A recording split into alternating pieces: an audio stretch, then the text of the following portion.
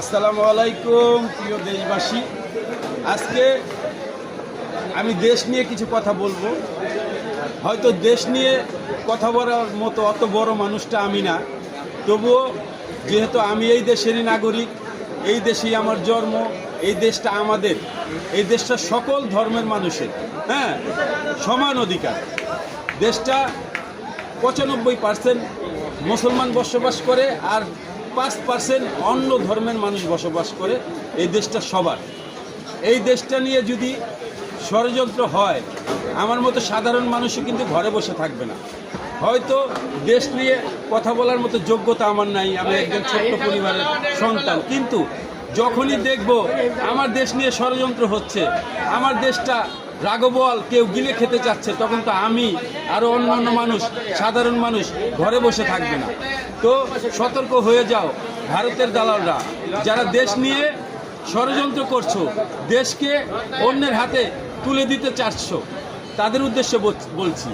দেখলাম ইদানিং 2-3 দিন ধরে শাহবাগে, আপনার ওই গাইবান্ধা, পলাশবাড়ি, নানান জায়গায় বিক্ষোভ করছে যারা সনাতন ধর্মের মানুষ তারা।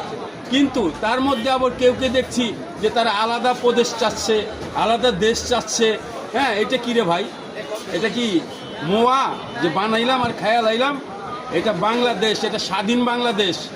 30 লক্ষ মানুষ শহীদ হয়েছে, 30 লক্ষ মানুষ রক্ত দিয়েছে এই দেশ স্বাধীন করার জন্য। তোদের কাছে তুলে দেওয়ার জন্য এই শালা গোমূত্র খাওয়া কতটি সনাতনী আসছস, কিছু হ্যাঁ, ভারতের দালালি করছস, আরে বসে বসে দেশ এই ভারতকে দিয়ে দেওয়ার পায়তারা চালাচ্ছিস, গোমূত্র খাস, আর হইল গিয়া গোমূত্র চিন্তা ভাবনা করে বসে থাকিস। এটা স্বাধীন রাষ্ট্র, এটা সকল ধর্মের মানুষের রাষ্ট্র। কিছু হইলেই তোদের আলাদা দেশ করে দিতে হইব, কিছু হইলেই তোদের আলাদা কিছু করে দেখে, এটা কি তোর বাপদাদার একলা দেশ? হ্যাঁ, এটা স্বাধীন দেশ।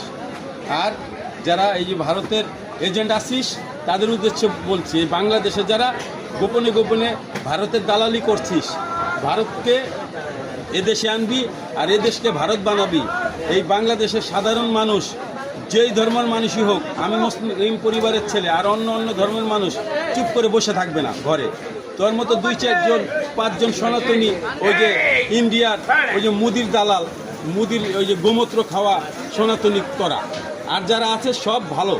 হ্যাঁ, তোরা যারা এই দেশকে নিয়ে, তোরা যারা দেশকে নিয়ে চিন্তা ভাবনা করস, তোরা হইল গিয়ে মনে কর এই ষড়যন্ত্র করছে, ওগুলো হইল গিয়ে ওই মুদির সনাতনী, এটি ভারতের সনাতনী না। ঠিক আছে, ভারতের যারা অরিজিনাল সনাতনী, তারা কোনো বিবাদ চায় না।